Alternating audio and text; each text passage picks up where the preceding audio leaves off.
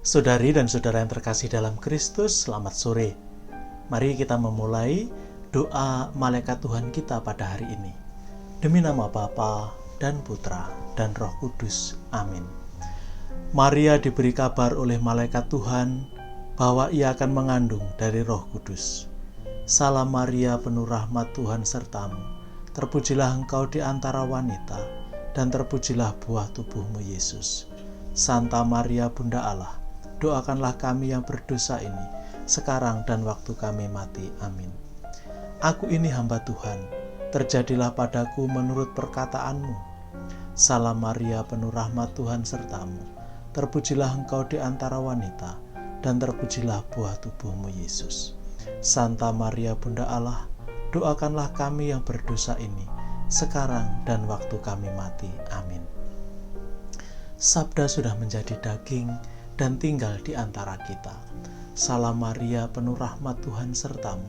Terpujilah engkau di antara wanita, dan terpujilah buah tubuhmu Yesus.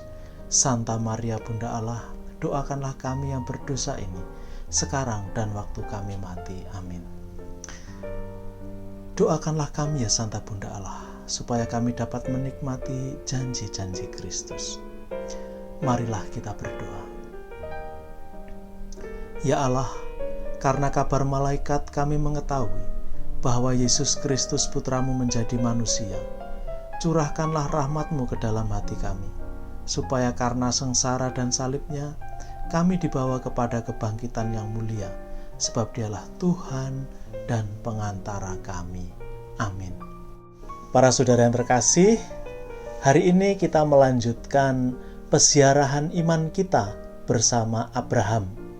Kemarin kita sudah belajar bagaimana Abraham diperintahkan untuk pergi meninggalkan negerinya, meninggalkan sanak saudaranya, dan meninggalkan rumah bapaknya. Nah, hari ini kita akan melanjutkan bahwa perintah itu disertai oleh janji.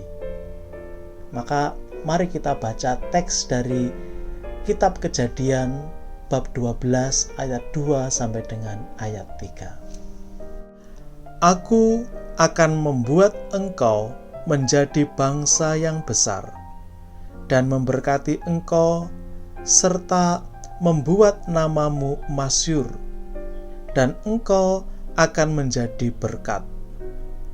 Aku akan memberkati orang-orang yang memberkati engkau dan mengutuk orang-orang yang mengutuk engkau. Dan olehmu semua kaum di muka bumi akan mendapat berkat. Saudari dan saudara yang terkasih, perintah Tuhan untuk meninggalkan negerinya, meninggalkan sanak saudaranya, meninggalkan marga, keluarga, dan meninggalkan rumah bapaknya, disertai janji Tuhan yang begitu istimewa.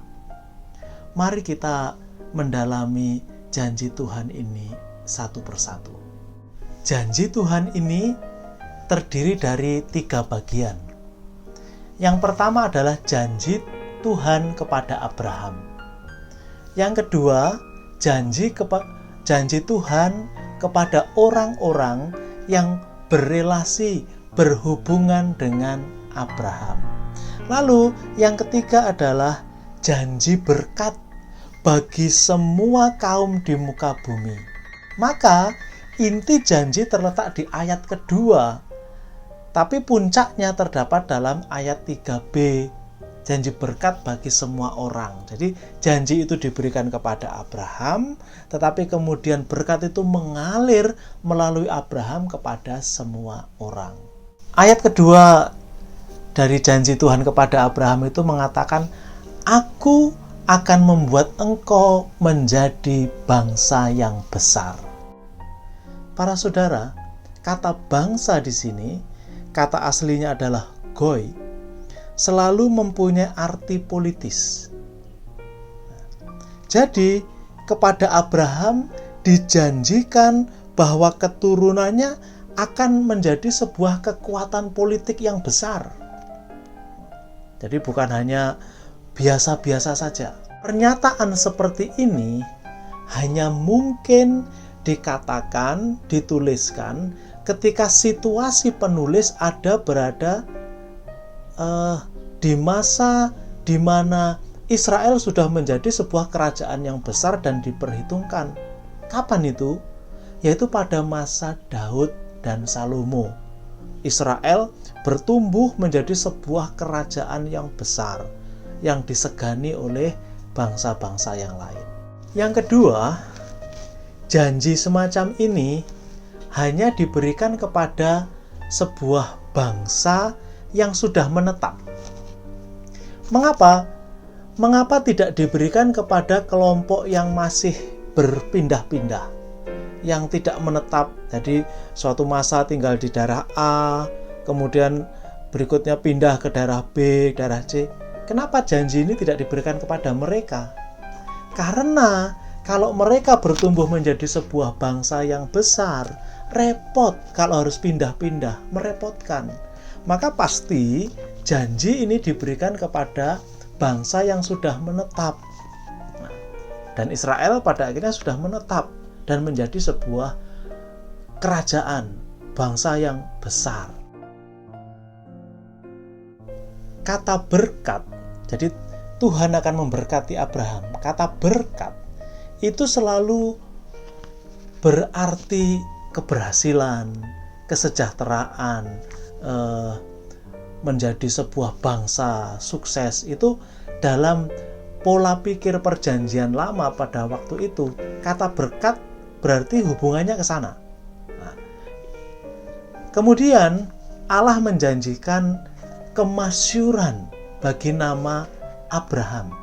Kemasyuran itu juga sebuah janji politik. Kenapa janji politik? Karena di tempat-tempat lain pada masa itu, sebuah kemasyuran nama hanya diperoleh melalui penaklukan bangsa-bangsa lain. Tidak dengan sendirinya orang itu bisa masyur namanya, tapi harus melalui penaklukan bangsa-bangsa lain. Maka, sekali lagi, janji Allah bahwa suatu saat nama Abraham itu akan masyur adalah janji politik. Tapi, yang membedakan kemasyuran nama Abraham dengan kemasyuran nama-nama yang lain adalah kemasyuran nama Abraham itu karena dari Tuhan. Pertama-tama bukan karena dia menaklukkan bangsa-bangsa. Maka erat kaitannya ketika dikatakan bahwa Abraham akan menjadi berkat bagi seluruh bangsa, menjadi berkat bagi bangsa-bangsa lain, tanpa harus menaklukkan. Tapi keberadaan Abraham itu juga menjadi berkat dan bukan menjadi beban. Abraham akan menjadi berkat bagi semua orang, terlebih bagi orang-orang yang berhubungan baik dengan dia, yang memberkati Abraham. Semua orang akan merasakan manfaat dari keberadaan Abraham. Ini janji yang diberikan oleh Tuhan. Berkat yang mereka terima, seperti yang saya katakan tadi, itu seperti berkat kemakmuran, kesuburan, kesejahteraan.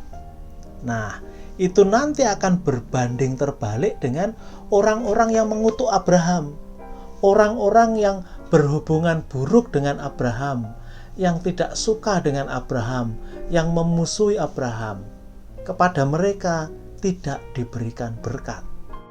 Maka kata berkat yang dijanjikan Tuhan ini seperti sebuah jaminan bagi Abraham bahwa janji Allah karena menyuruh Abraham pergi adalah sebuah janji berkat, bahwa Allah akan memberkati hidup Abraham. Bukan hanya terberkati, tetapi Abraham menjadi berkat bagi semua orang. Itu janji Allah. Pada bagian terakhir janji dikatakan bahwa dan olehmu, oleh Abraham, semua kaum di muka bumi akan mendapat berkat. Pertanyaannya adalah, mereka mendapat berkat karena Abraham atau karena iman Abraham? Kita bisa mengerti bahwa tujuan dari Allah, rencana besar Allah adalah bahwa semua makhluk mendapat berkat. Maka berkat yang diterima oleh Abraham itu harus melibatkan seluruh bangsa, seluruh orang. Dan berkat itu tidak bisa menjadi hanya milik Abraham dan keluarganya semata. Harus melibatkan banyak orang, karena itulah tujuan akhir dari berkat Tuhan. Semua makhluk mendapat berkat. Maka hal yang bisa kita renungkan, menyambung renungan kita kemarin, bahwa berkat Tuhan itu untuk semua orang. Ketika kita mendapat berkat, seperti Abraham mendapat berkat, itu akan berdaya guna kalau melibatkan semakin banyak orang. Kalau hidup kita berguna bagi orang lain, itu artinya berkat yang kita terima Tuhan itu sungguh mewujud. Selama berkat itu hanya kita pakai sendiri, untuk diri sendiri, kelompok kita sendiri, dan tidak membangun kelompok lain, tidak membangun komunitas yang lebih tinggi, berkat itu sebenarnya tidak bermanfaat. Hari ini sampai di sini, Tuhan memberkati. Demi nama Bapa dan Putra dan Roh Kudus. Amin.